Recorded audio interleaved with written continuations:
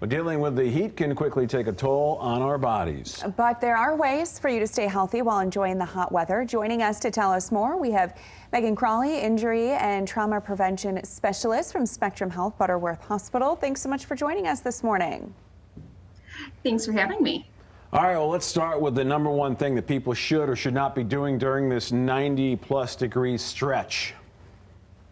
Yes, during these really hot temperatures, it's very, very important to stay hydrated.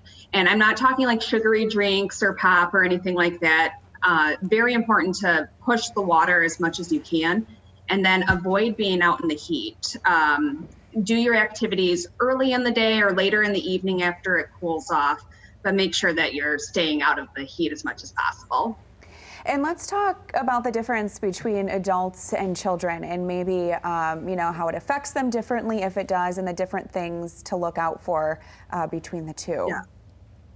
So kids are not as good at regulating their own body temperature as adults are. And so kids start seeing signs and symptoms of heat exhaustion much sooner.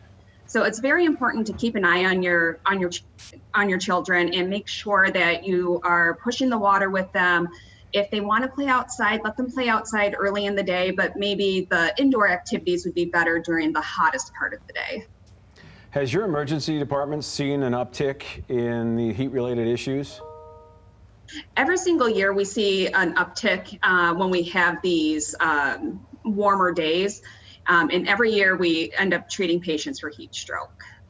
And I know this weekend, it's definitely supposed to get very hot. I mean, is this something that can appear too, after you go inside, some symptoms that can happen, as the day goes on, if you did spend a lot of time indoor or outdoors earlier, if that makes sense? Yes, and it's very important to know what the signs of heat exhaustion and heat stroke are. If you are noticing that you or your loved one are feeling very tired, are having a headache, muscle cramps, nausea, vomiting, a rapid heart rate, or signs of confusion, those are all signs that you've maybe overdone it. Push the water, and if you're experiencing those, you really should seek medical attention. Megan, thanks for the information. We appreciate it this morning.